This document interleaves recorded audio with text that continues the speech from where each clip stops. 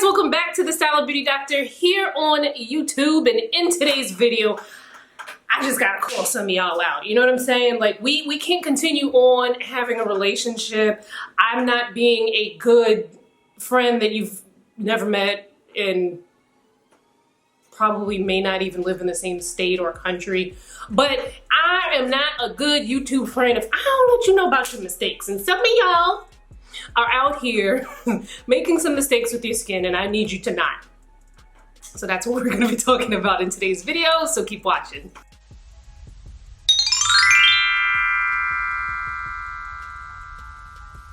So these aren't in any particular order, but the video is going to be numbered just, you know, for the flow of the video.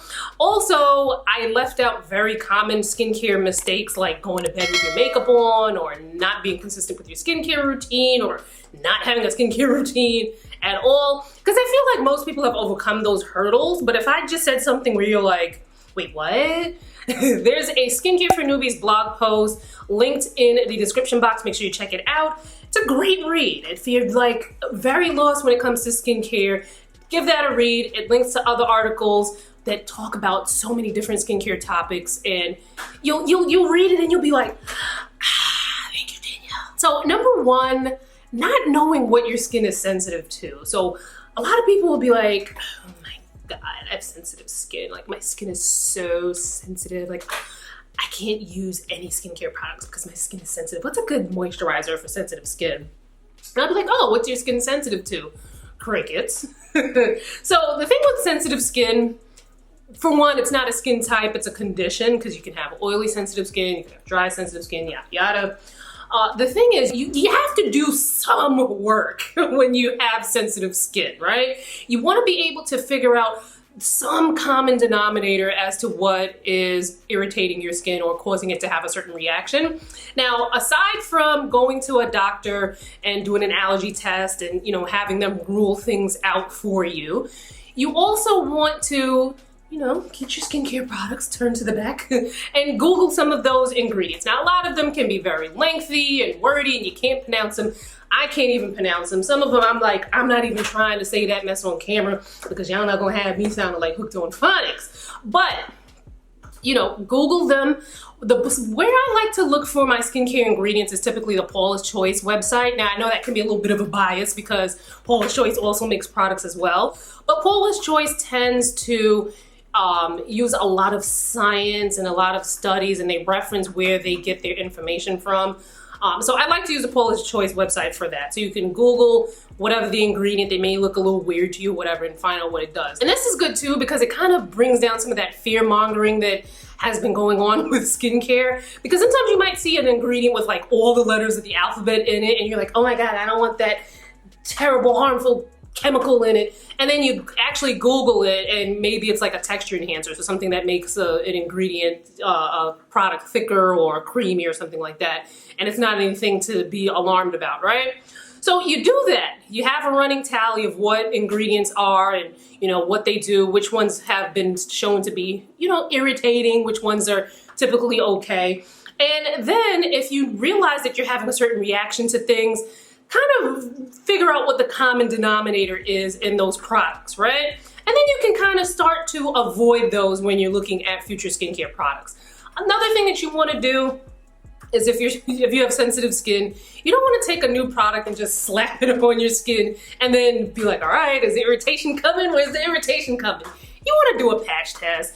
Get a little bit on maybe like on your arm, on the back of your ear, you know, give it a couple days, see if you see any irritation, and then by then maybe it'll be okay for your skin. So if you have sensitive skin, you want to be able to arm yourself with lots of knowledge on what certain ingredients may be doing it to your skin, because otherwise you're just swimming around trying things out, maybe not trying things out, and thinking everything is going to harm you when there are things that are perfectly fine for you. So do your research, do your Googles, see a doctor, and let's move on to number two. Number two, either you're not exfoliating or not exfoliating enough, or you're over exfoliating. So here's the thing, exfoliation is important in any skincare routine. Why? Because the skin goes through a self-renewal process. to get rid of the dead skin cells on the top layer and bring about new, fresher, new skin. When we're younger, that self-renewal process probably looks a little something like this. Like, it's like, hey, we wanna party. And then as we get older, that self-renewal process, it starts to slow down. And then it gets slower and slower and slower. And what happens is when you have an overaccumulation of dead skin cells on the surface, it can do many, many things to your skin that aren't great. It can clog your pores, which can lead to other issues. And then try putting your serums and your other expensive products and expecting them to get where they need to go when you got layers of dead skin cells. It's like it can't get in. It's just like, I'm trying, but dang. You want to exfoliate regularly, but you don't want to over exfoliate either, because when you over exfoliate, you can be causing other issues as well. Your skin is a protective barrier. It protects us from a lot of things that we can't even see from just getting all up and through.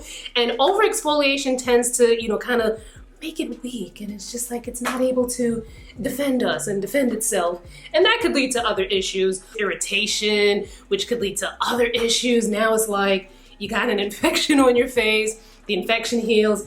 Now you got post-inflammatory hyperpigmentation. Then you got to deal with that. Then you find a nice balance. Typically, you don't want to exfoliate more than 3 times a week. Typically, I tend to stay within the 1 to 2 times a week with my exfoliation. In the winter time, well, the winter is another time when, the skin's self-renewal process can kind of slow. In the winter time, maybe I'll knock it up to 3 times a week, but usually I'm still staying within that 1 to 2 times a week for exfoliation. So don't underdo it and don't overdo it. Find some balance. Number 3, some of y'all are using too many active ingredients in one session.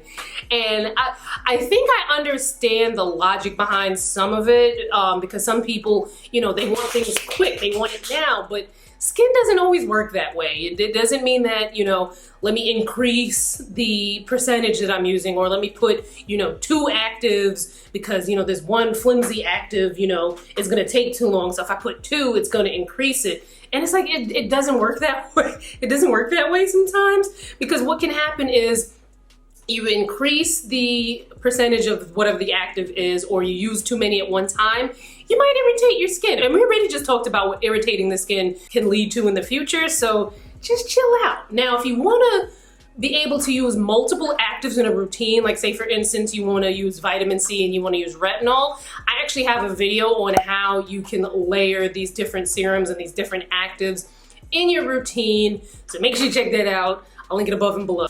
Another thing with using too many actives is that some of them don't play nicely together. For instance, retinol and AHA, BHA. You don't want to use them in the same session. It's okay to use them in your routine. Maybe you alternate, maybe 2 times a week you use your AHA and then the others you use your retinol. But you don't want to use them in the same session because that can be very irritating on the skin. And then some actives cancel each other out. So here you are thinking you're doing something when it's you're doing nothing. Benzoyl peroxide is one that's very, very, it doesn't tend to quite play nice with others, because retinol and benzoyl peroxide cancel each other out. So, there's that. So chill on the actives. So number four, I have to say, but I also have to say that I'm kind of happy for the progress we've made with getting people to wear sunscreen. But number 4 is not wearing sunscreen. Sunscreen usage is so important. There are many reasons why everyone, including people with deep skin tones, need to wear sunscreen. I'll rattle off a couple. Number 1, a lot of the active ingredients that we use in our skincare routines, the ones that in the step before y'all were using too many of, a lot of those make the skin more sensitive to the sun. So that's reason number 1 why you want to wear sunscreen. Well, not maybe reason number 1. One of the reasons why you want to wear sunscreen. Another reason why you want to wear sunscreen is exposure to the sun is one of the biggest breakdowns of collagen in the skin. Now, collagen is the protein that keeps the skin taut and keeps it looking snatched. Once that starts to break down, you'll see some sagging, and the skin may not be as tight and snatched as it used to be. The sun's harmful rays are one of the biggest culprits, if not the biggest culprit, in breaking down that collagen. You have no anti-aging routine without sunscreen. You have no anti-aging routine without wearing sunscreen. You have no anti-aging routine without wearing sunscreen. I don't know, I figured I'd make that little jingle. Another reason why you want to be wearing sunscreen: skin cancers are a real thing. Now, those of us with deeper skin tones, we may not get skin cancers in the numbers that our white counterparts do, but when we do get it, it tends to progress quicker and it spreads more rapidly. And it's often because it goes undetected, because a lot of us are thinking we don't get skin cancer, and then some people in the medical community tend to kind of perpetuate that myth, and because we're not really even seeing dermatologists, and it just becomes a vicious cycle. Put your sunscreen on. Now, if that already doesn't got you wanting to wear sunscreen, here's another reason why you want to wear sunscreen, is that not wearing sunscreen and you have any form of hyperpigmentation, you are undoing all your handiwork by not wearing sunscreen, because the sun's rays can further deepen the hyperpigmentation. So put it on. Whether you want a physical or a chemical sunscreen, I've tried tons of them. Check out my sunscreen for dark skin playlist, and then there's a specific mineral sunscreen for dark skin playlist. Check that out, and you can see which ones I've tried, which ones are going to look nice on deeper skin. So check that out. So number 5, and I think this is the biggest thing that could be like such a game changer for a lot of skincare routines. And I'm basing this off of, the type of comments and questions and interactions I've gotten with people over the years about their skin and skincare routines and yada yada, is that a lot of you aren't seeing professionals. I think seeing a professional can be such a game changer in so many skincare routines. Now, for those of us with deeper skin tones, we have to be very picky about who that professional is.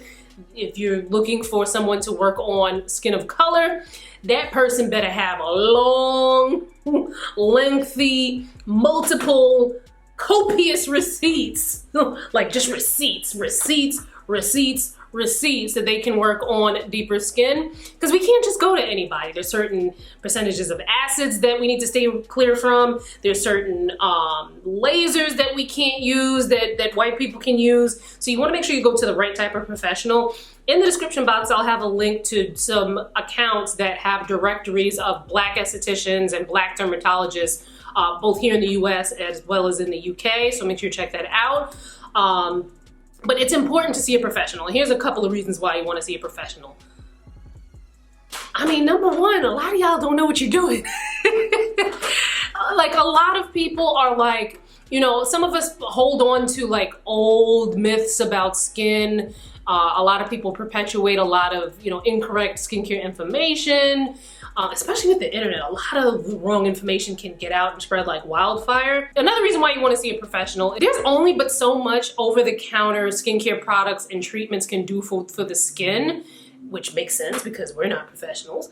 But you know what? Those professionals, the estheticians and the dermatologists, they have access to a whole world of advanced skincare treatments and lasers and injections and this and that and the third, that sometimes I feel like people think that the stuff that the dermatologists and the estheticians use are more harmful because they're more potent, but those go through way more FDA testing and need more approvals than the stuff that you can get at Sephora does. So if you find yourself, you feel like you're in a hamster wheel and you've been treating acne, or you're trying to deal with dark spots and you're doing all of these steps and you're not getting much improvement, that is a great time to see a professional and find out what your treatment options are. Now, seeing a professional, it sounds expensive, But I actually have a video where we talk about the cost of fixing your skin, and I had that conversation with Dr. Michelle Henry. I'll link that video in the description box above, and in the description box as well, because it talks about certain procedures, and a lot of them are under $1,500. Now, $1,500 is not, like, oh, here, yes, like everyone has $1,500. But it's not that far out of reach. And a lot of times, if you're constantly trying all of these different treatments and all the time that's spent into, trying these things that don't work, sometimes it's more worth it to just set that money aside and go see a professional. And I always think it's a great idea to, go in for a facial with an esthetician who has receipts that they work on black skin. Because an esthetician is someone who's probably going to see your skin more often than a dermatologist. You can go for facials, you can go for extractions, whatever it is that the esthetician thinks that you need. There's only but so much that estheticians can do because they're not doctors. And then, that's where dermatologists would come in. And if you're really confused about the difference between what an esthetician does and a dermatologist does, I have a very neat little graphic that you can find in the description box, so make sure you check that out and read that. I do feel that seeing the right type of skincare professional is the one thing that a lot of people miss in their routine, because either they don't know what options are out there and what a dermatologist or an esthetician can do to treat the skin, or they think it might be very costly and they haven't really looked into how much things actually cost, and maybe there's something that your insurance covers, and even it might be something that you save up for. Like, even, not everyone can afford to have a facial every month, but maybe you treat yourself and you go, once a season, and that's good, because then you have a professional looking at your skin, and then that person can, make some suggestions on the way and things that you might need to tweak. And then you just have a better experience with your skin for it. So don't rule out going to a professional, the right professional, if you are someone, especially with deeper skin tones, because you go to the wrong person, they just jack your mess up and you just be worse off than you were. But anyway, those are the top 5 skincare mistakes that I see. Leave me a comment below.